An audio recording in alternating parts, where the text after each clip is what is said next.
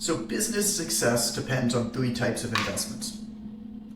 Number one is in yourself, number two is into your business, and number three is into other people. Most people never do the third. I might argue, though, that the third one is almost the most important type of investment. Len and I were just at an event this past weekend together, hanging out, and fun story, we were at, what was it, just like the social event, some bar or something like that, right? Yeah. And this woman came up to you, and what did she say? She said, I saw Jonathan Goodman talking to you in the seminar earlier. He sat beside you. And she said, I was wondering who you were. She said, and then I heard you laugh here tonight. And I said, oh, that's the guy from the podcast. That's Ren. Oh, amazing. it was so funny. It was so funny. Because she was so sure once she heard me laugh, there was no question in her mind as to who I was. Super nice lady, though. Shout out to Dal. Shout out to you, Dal. Shout out to Dal. But what an amazing compliment. It was the best. I got a text this morning too from LinkedIn. I'll share it in our podcast group. I'll send it to you guys. But somebody named Nico, Nico. Shout out to you, Nico. He said that he listened to the episode where we were talking about breaking down the weekly evergreen model, and he's like, I'd never heard of that, and I did it, and I love it, and I love listening to you guys on the podcast. So I'll post that for you guys later. That's awesome too. Well, there you go. You're making a difference, John. One Tim Hortons card at a time. One Tim Hortons card at a time. This idea of investing into other people, I'm going to give you a couple examples of it. I'm going to give you a couple examples of me doing it. And then we're going to talk about how to kind of up-level your relationships, professional relationships. And this isn't like a networking, like, hey, you're going to go and hand out cards and, like, tell me what I can do for you, because that doesn't work and that's kind of bullshit. It's very much a reciprocal thing. But the way that I look at investing in relationships it is a resourcefulness thing. It is, you don't know what you're going to need in the future. And oftentimes when you need something, it's too late to start looking. You have to dig the well before you're thirsty. And I'll give you two examples in my own life of that, where investing in relationships and in groups and communities and stuff paid off in ways that I never could have anticipated many years down the road of me doing that investment. Now, a lot of the stuff, to give credit where credit's due, comes from my good friend Jason Gaynard. Jason runs a group called Mastermind Talks. I've been a member of it for, over 10 years now. And it's one of the professional groups I'm in. It's not specific to fitness. I think they have a lower acceptance rate than Harvard University, technically. So it's sort of one of the, like, kind of premium, like, business owner group things, but super supportive. So a lot of the stuff comes from him. Jason, shout out. The thing with relationships is that they open up a world of opportunity. They give you access to information that's hard to come by and resources that are not easily attainable. And then you can get advice, lots of advice. People are surprised when I say this that I've never actually paid for a business coach or a business mentor. Now, this isn't me downplaying or poo-pooing the idea of mentorship. I have a mentorship. I think that mentorship is incredibly valuable. But I have always gotten the help when I needed the help. And that's because I invest time and money and resources well in advance of when I need something. And so while I haven't paid for a mentor, I'm a part of multiple groups of individuals where we basically mentor one another. You've got to be at, in many cases, like a certain level to be in them. But I'll pay easily $10,000 plus a year. I think $15,000 is one of them, $14,000 or $15,000 is the other one. So it's not like an individual mentor, but I'm doing this not because I need something, because I want to know the people and have relationships with the people that basically can get me access to anything that I want. So I'm going to give you two examples in my life in a little bit. But before I do that, I want to give you the most extreme example that happened. And this was during COVID. One of the guys in the group owns a company called Jasper, which is air purifiers. So basically like high-end air purifiers. And of course, during COVID and then with the forest fires and stuff like that, like this dude skated to where the puck was going, man. He's doing good. But he put a note in the group. And he goes, guys, this one's random. I need an airplane. I have an entire warehouse full of these things in Shenzhen, China. And we have a huge backlog of people who've ordered them, and I literally can't get them to the United States. I can't physically, nobody has airplanes. Nobody will ship. So I need an airplane. Within 5 hours, no shit, his cargo was being loaded from Shenzhen onto an airplane on its way to the United States. You want to know what happened? One of the guys had a really good relationship with the CEO, I think it was, I can't remember which airline, with Fiji Air or something like that. And basically put him in touch within 20 minutes of this guy doing a Facebook message, text message, put him in touch. He was like, yo, Bob, here's Bill. That type of text message, right? But he needs a plane.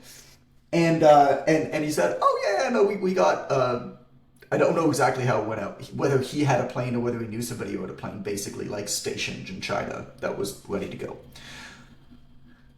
This guy made hundreds of thousands of dollars from being in this one group. Would you ever have known, when this guy joined the group years before, was he like, oh, a couple years from now I'm going to start an air purifier company, and then a pandemic's going to happen, and then I'm going to have inventory in Shenzhen, China that I can't get to the United States, and everybody's buying air purifiers. And so I hope that somebody in this group knows the CEO of Fiji Air to get me an airplane. That's probably didn't go through his head. Been awesome if it did, though. It'd be awesome if it did. So I think that access is the ultimate asset. I think in essence, when you build a relationship either through a community, a mentorship, the community is really, yeah, sure, we'll teach you what to do and we'll support you and stuff like that. But we have a group call later on today that's very much a group call. I'm leading it, but the entire topic of the call is, hey, time management for people with young kids. And we're all just sharing strategies on, hey, how do you actually get valuable stuff done when you have young children as a solopreneur, small entrepreneur, whatever. This is what you get when you join a community, right? A lot of people will join because of the content. A lot of people will join because of the leader of the community. And the reason why people stay, or the reason why communities become valuable, is because of the power of the combined knowledge of the community, and that everybody is there, yes, for themselves, but they understand that in bettering themselves, one of the best ways to do that is to better and support the community, and it gives us so much fulfillment doing that. You can connect with experts literally in virtually all fields. You just have to be their biggest fan. And that's a lot of what this is about. Let me give you two quick examples where, from my life, before we get into the problem with networking, and then kind of some very good ways to become somebody's big fan and build a network. So this is, God, I don't even remember when this was. This would have been 4 or 5 years ago now, but for context, it's not this way anymore because I wisened up, but we had a whole bunch of subscription payments, like thousands at any given time. And that was just the way that our business operated. And we sold the Online Trainer Academy, when we sold other stuff, it was just most people paid with payment plans. So they would it wasn't a membership, but it was a subscription, which is fine. But also what it means is that the person had, in many cases, already received the thing, and then they were just paying off their account. Which means it's very hard to chase after somebody because there's no reason for them. If it defaults, right? And so what started to happen, and I still don't really know why, but what started to happen is that payments just started defaulting. And defaulting and defaulting. And I mean, this was a few $100,000 in monthly billing. That all of a sudden just I'd look at the account and it'd be 10 defaulted today. Well, previously we might have had 1. A default can happen if somebody has insufficient funds on their card, or their credit card expired, or whatever it is, right? There can be legitimate reasons. But these were all reasons that their bank was basically saying, nah, there's something wrong, we're not allowing this transaction to go through. I didn't ever anticipate, you do business online, you're yeah, no, I got somebody to successfully give me money in a value exchange, wonderful, I win the game. And then the bank's like, nope, sorry, you're not getting the money. Right? This could have crippled our company very, very, very quickly because we still have to hit payroll and stuff like that. And so because I've been able to build a good network, I was able to put a message in one of these groups. And within hours, I was on the phone with another member who is one of the world leaders in payment processing, building like crazy AI solutions to deal with like defaults and payment processing. I didn't know that he was even involved in this. We had like shot the shit about baseball or something before, right? Like I didn't know what his business was. But he explained to me a plan to recapture defaulted accounts. So basically just a really good way to recapture them. He told me a lot of the problem was that basically the banks had cracked down on certain industries. And because I didn't even know what it meant, I just like signed up for Stripe and I signed up for PayPal and didn't even think about it. Well, we were categorized as an internet marketing company. And so all that I did was that I requested for our categorization to be changed to distance education, which is actually more appropriate. All of a sudden, problem solved. This kind of highly technical insight, it's the kind of information you never think about until the moment you need it. If these things started to default, and like I'm saying like 10, 15, 20 a day are defaulting, right? This is thousands and thousands and thousands of dollars a day that we're losing. If this went on every given day that this went on while I was figuring out this problem, cost me thousands, if not tens of thousands of dollars. When you do need it, you need it fast. And I mean, I still don't know where I would have found this information. The hard part is you don't even know how to ask the question almost. Like you don't know that certain jobs exist, right? Like Right. I wouldn't even know where to begin to Google that, right? And I have really good Googling skills. And like being able to figure out like, how do you even figure out that's even a job, like for someone to figure out? And so the difference between a lot of people, particularly when they go online, especially if they had a brick and mortar business, don't realize that the majority of your transactions are now called what's called card not present transactions, which means a few things. Which means number one, your payment processing fees are much higher because there's obviously a lot more fraud in card not present transactions. And it also means the rate of default is high, which means you have to incorporate that into your pricing, especially with subscription payments. And default for legitimate reasons, or default for, I don't know, like somebody who doesn't recognize your company name or whatever it is in their statement calls their bank and says, I didn't authorize this, and all of a sudden now you have to put in a dispute claim, which, I mean, we have to do that once every, we haven't had one for a few months, I guess, but we got to do that once every 2 or 3 months usually. Another example that's a little bit more benign, but the Online Trainer Academy, was chugging along. This would have been probably 2018 or so. The Online Trainer Academy was chugging along, but we wanted to get our completion rate, and we wanted to get our rate of, we wanted to get our completion and success rate higher. I wasn't satisfied with just an average run-of-the-mill online course where it's kind of generally accepted if you're in online education that you have a 10% completion rate. And I was like, that's not okay with me. So we wanted to get it higher. And I didn't even know whether this type of thing existed, but the same type of thing, I asked a couple friends of mine who I knew also did like online education stuff on a high level. And I asked her, I was like, do you guys know, like I'd love to get the Online Trainer Academy audited, not for the quality of the information, but for the learning styles and for how good of a job we do in the actual education and consumption bit. Like, I know that what we're teaching works.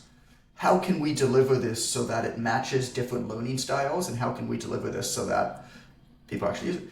Well, within 20 minutes, I have 2 introductions in my inbox. One is to a PhD in distance course learning design, and the other is to another PhD who was the senior course developer for Yale University. And I hired both of them, and they both did independent audits, and they both helped us make the Online Trainer Academy as phenomenal, of course, as it is. And these are just a couple examples of like really weird kind of specific, like I guess you could probably Google like, I don't know, expert in distance learning or something. What would you Google, Amber? I would be plugging in all sorts of random crap until I found a combination of things that seemed to work. Yeah. I would probably start with how to determine the quality of my course and start there, and I'd start reading, and then I'd find a piece of information and then change my question and keep doing that until I found something. But that's hours and hours of work that may or may not become fruitful. So I think about this issue of like the standard advice in networking is like figure out a way to be of value with people. It's like, oh, well, that's like a nice sounding platitude that means fucking nothing to nobody, right? And there's so many of these types of things where you kind of hear them and they sound good in like a short-term snippet, or they sound good in like a business book, but then you're like, okay, question mark, question mark, question mark, how do I be of value to people? And most of the time, what ends up happening in any kind of networking conversation is some sort of well-intentioned yet completely useless statement like, hey, let me know if you need anything, I'm here for you. And when you say that to somebody, it's like you probably mean it. You're probably going to be I know if I ever say that to somebody, and I definitely fall prey to it, I definitely know that there are times where I'm just like I would actually be very happy if they reach out to me. But who responds to an offer like that? Like, it's putting the onus on the other person to figure out how you can help them. And, well, I don't generally know enough about that person to be able to know whether I can help them or not. So there is a much better way to connect with people. It doesn't cost much money, if anything. Sometimes it does, but really, what it comes down to is, and Jason calls it the biggest fan theory. So the biggest fan theory. So you can't do this for a lot of people, which is part of where the value lies. Like, the real meaningful things take effort.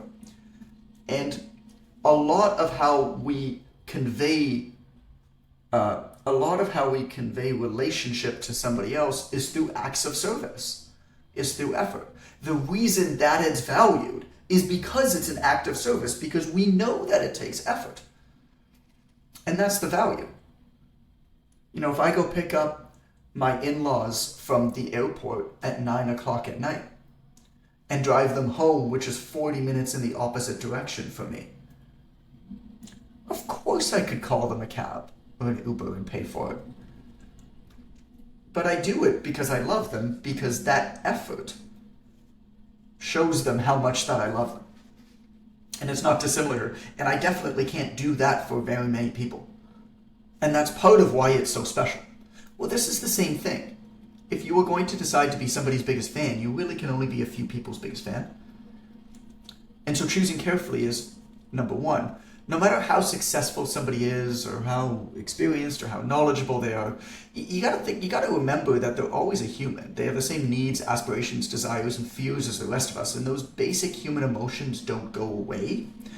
Which brings us to the timing of it. When somebody launches a new project, it doesn't matter how many times they've launched a new project before, how much success they have the same fears.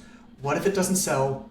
What if it gets bad reviews? What if the audience is tired of me and they're finally going to figure me the fuck out and this is the end and I'm going to go back and get a real job, which actually doesn't sound so bad right now because I'm so nervous.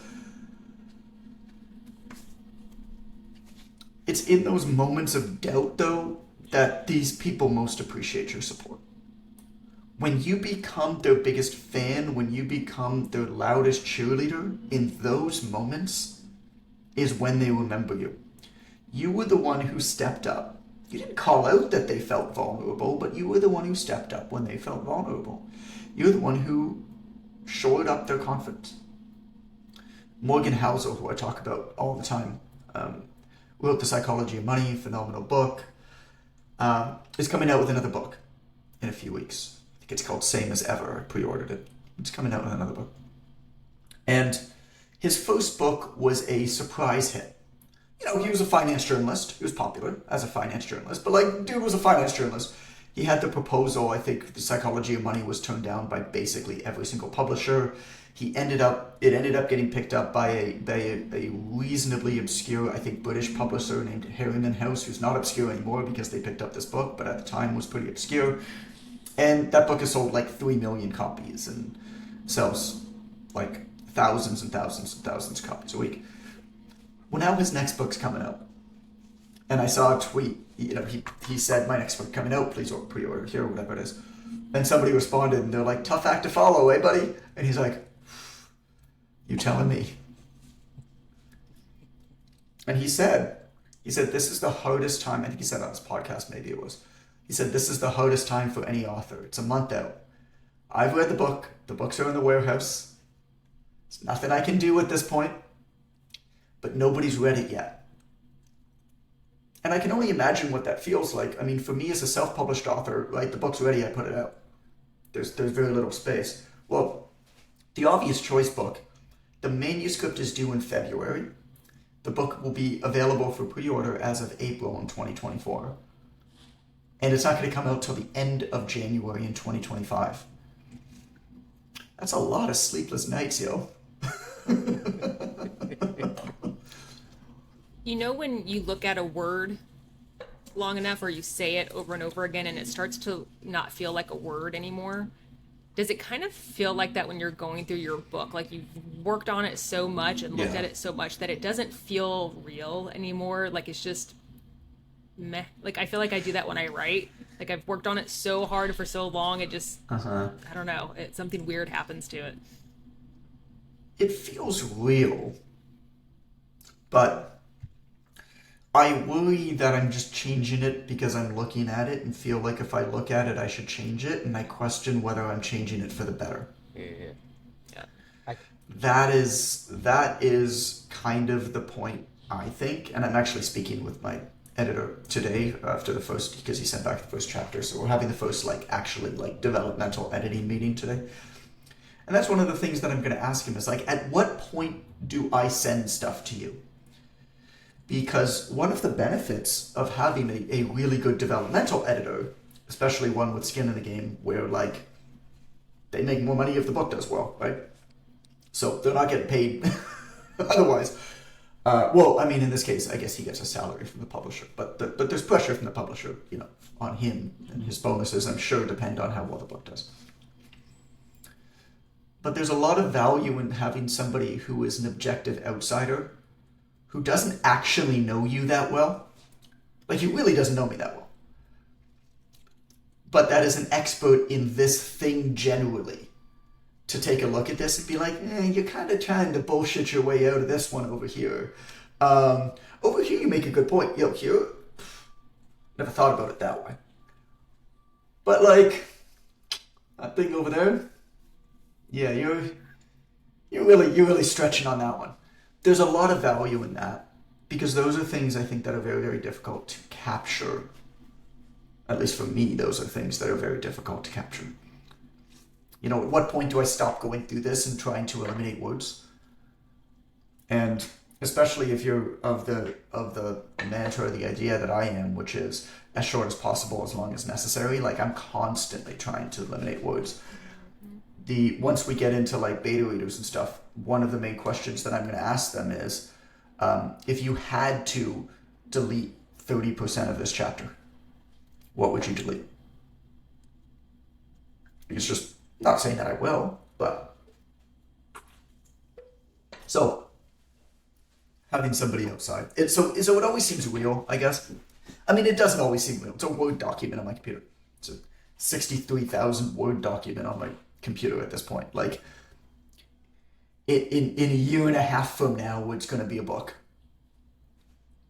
If I don't fuck around too much. And find out. So no, it's not real. No, it's not real. Go back to the networking thing, though. The key, especially for people who, there's kind of two ways to do it. My approach, this isn't Jason's thing. We'll get back to Jason's stuff in a bit because he's really, really good. My approach is to try to identify people who are really great but haven't been discovered yet. Call it talent scouting. Can you identify colleagues in your field or whatever it is where you just look at them and you're just like, yo, you got something. Like you're good. I don't know what it is. A, I've noticed you showing up for a long period of time. And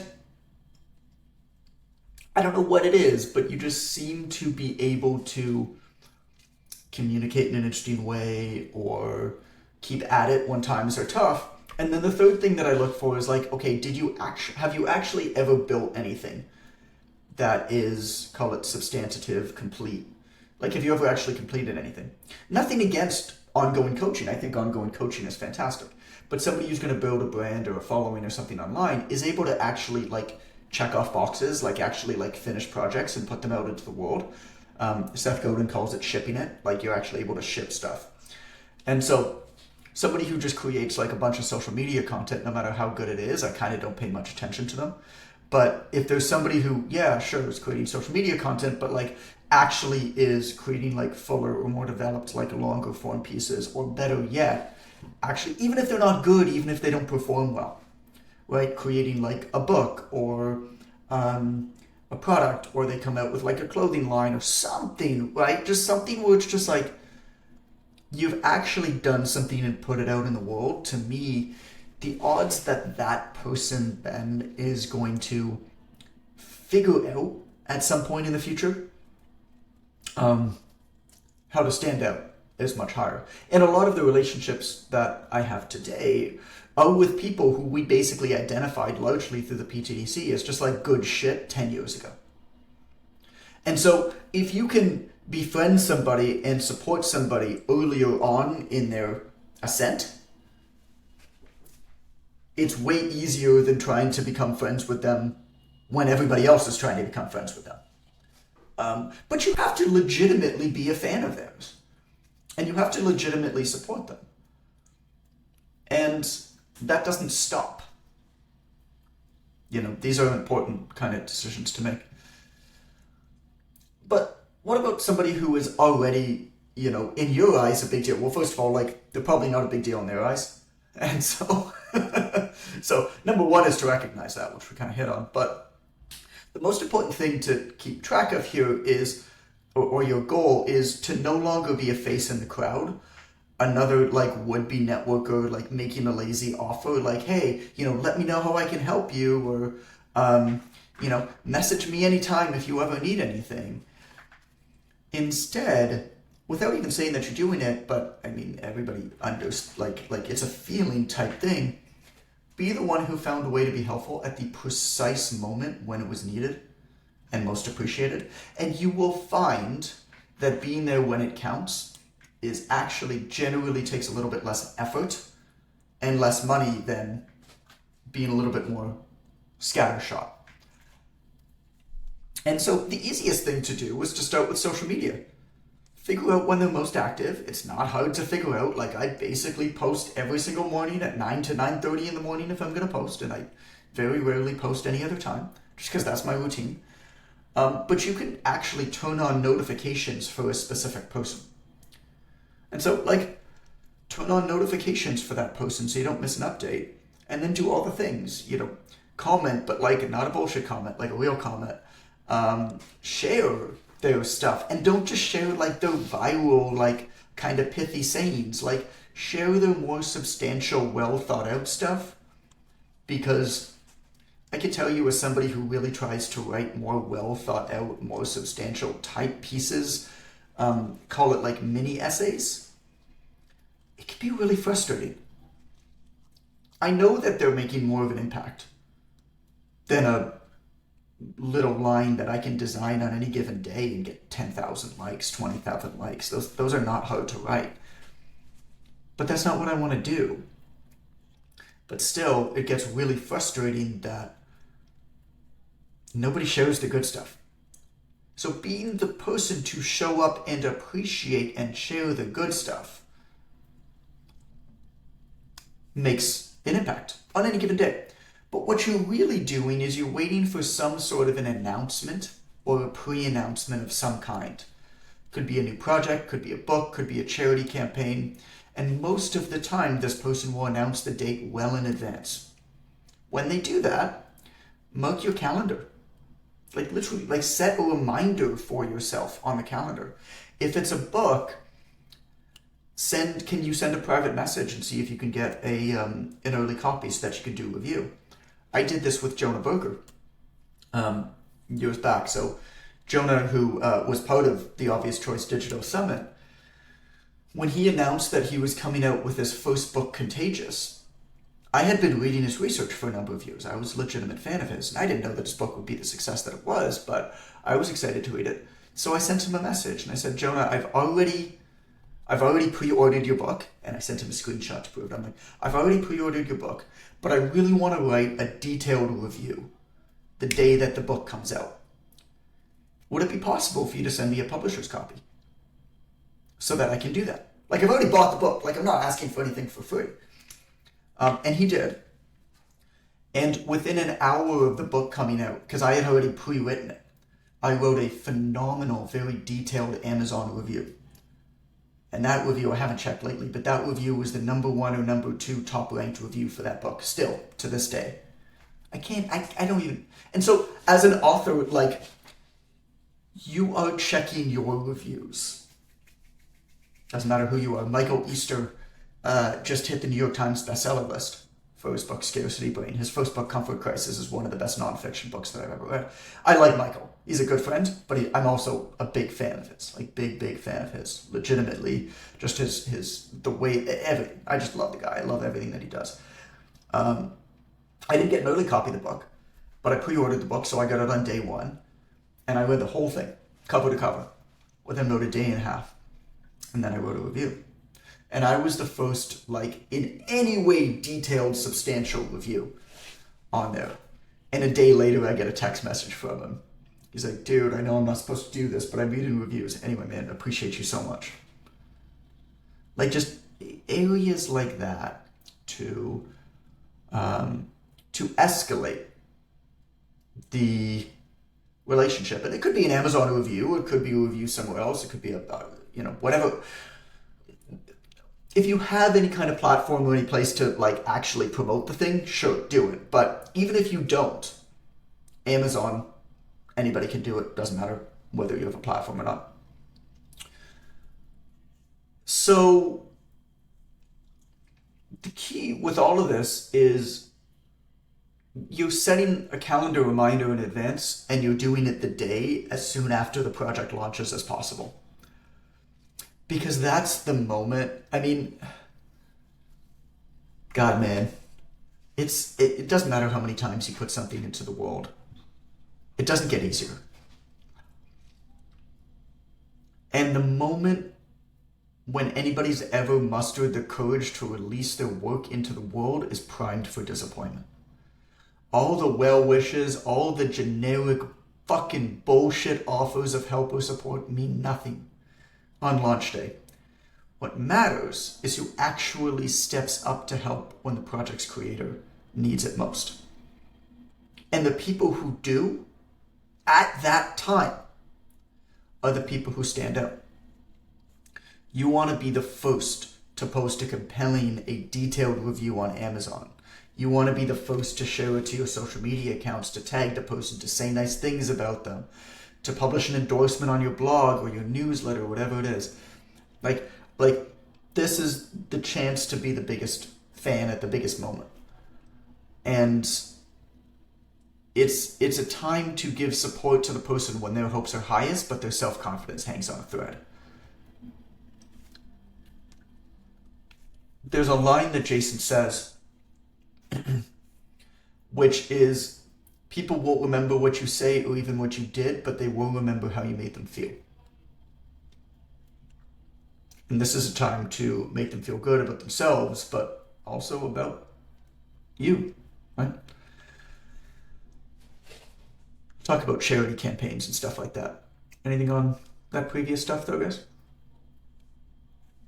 The big thing to me is the amount of effort that it takes, right? It's not a half-assed, I mean, shared this thing, like this is, and Ren, I'm assuming you're having similar conversations when like people or coaches are sharing content of someone that they admire, but they just share it and don't add anything to it, right? Like that's useless, right? But if you're going to be doing this, like do the work of reading it, understanding it, and then sharing the takeaway or what was impactful for you. So don't do a half-ass attempt at it, because to me that could almost be worse. I don't think it's worse. I mean, I always appreciate when somebody shares something of mine, but if somebody like shows it and writes like a good endorsement, or shows it and writes an endorsement that shows that they actually like looked at it.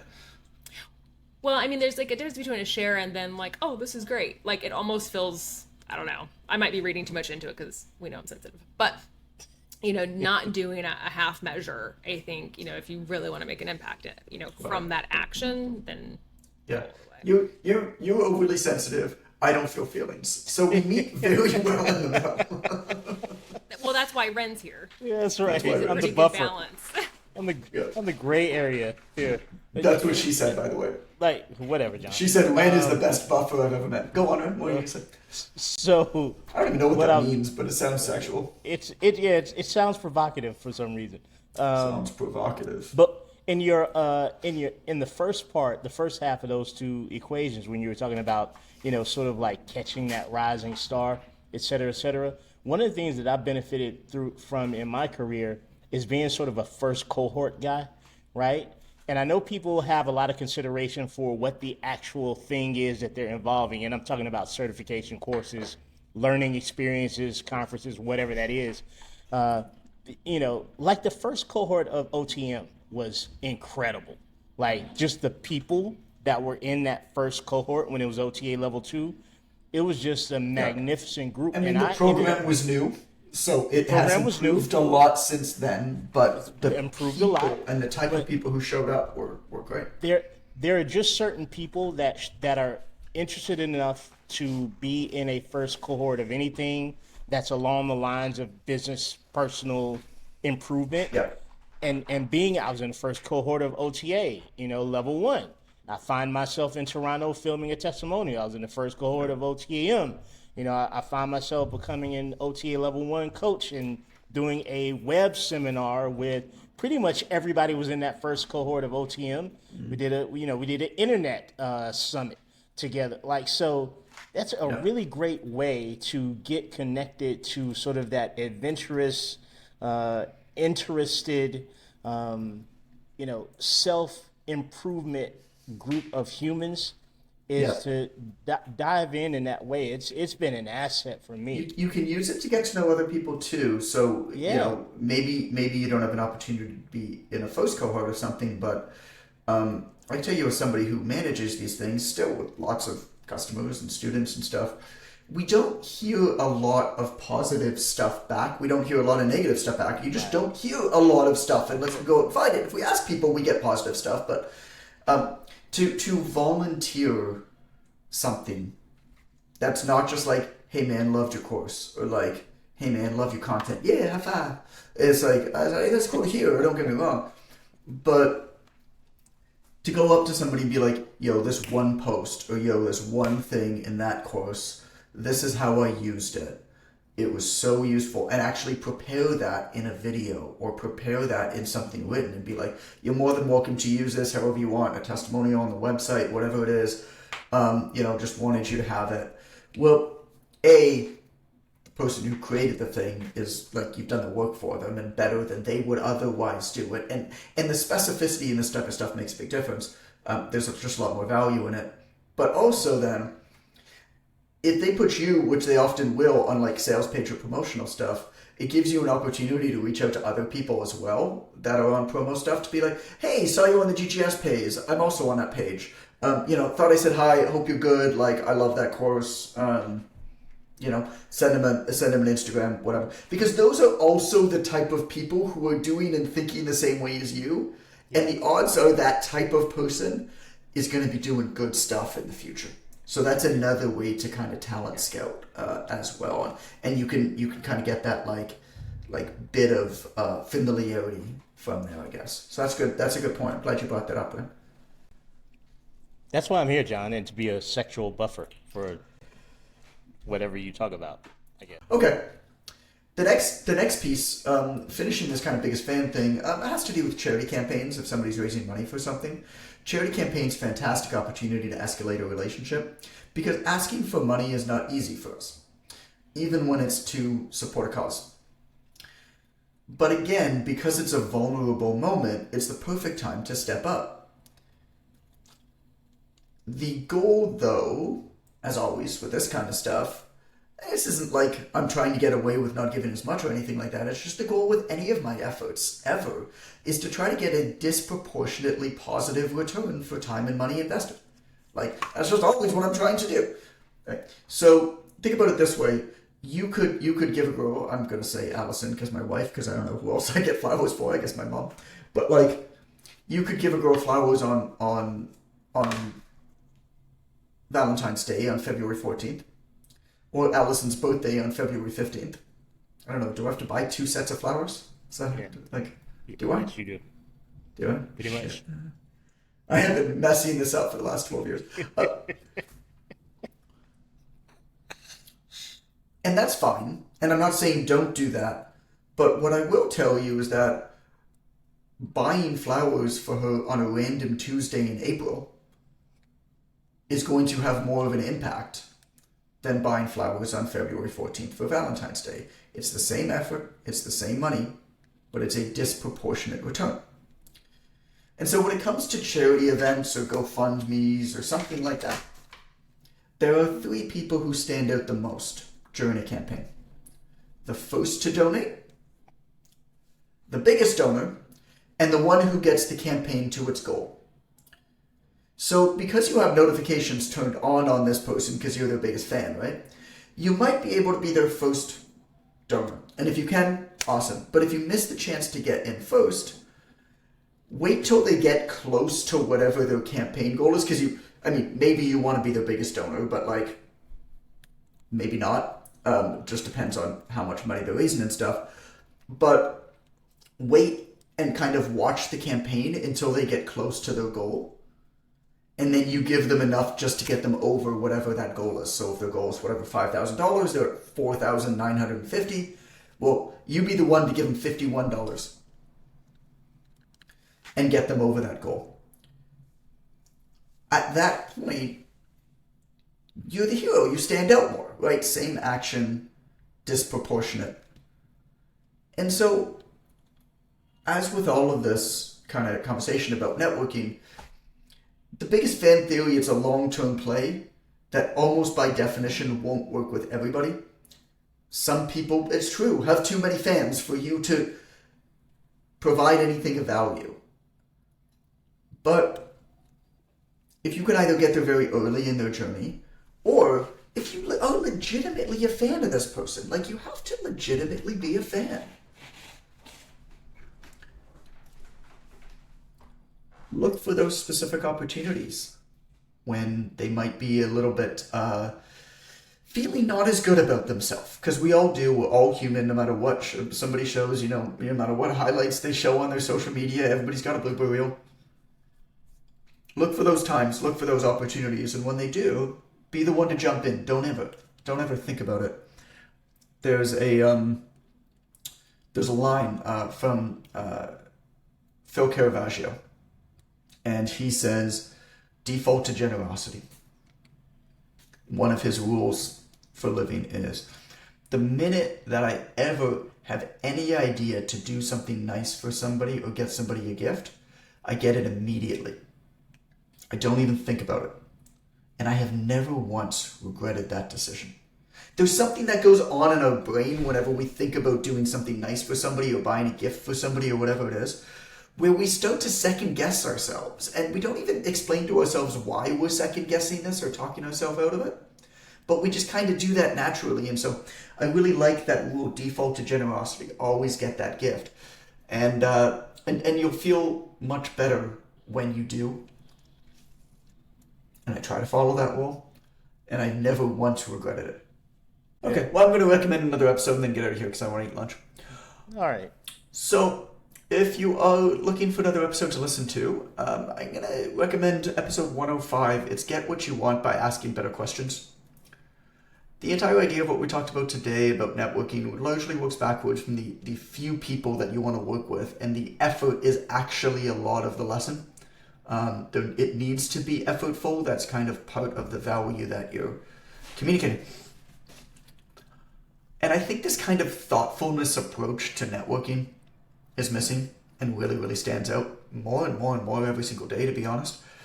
And so in episode 105, it's the same type of idea. It's just a more thoughtful way to approach asking questions. And you will find that when you do that, you have to ask way fewer questions and you get your answers far quicker. And you get more useful answers as well. So episode 105, get what you want by asking better questions. Hope that you enjoy it. And we'll be back to talk again soon. Thanks, guys. Okay, Bye, bye-bye. Amber.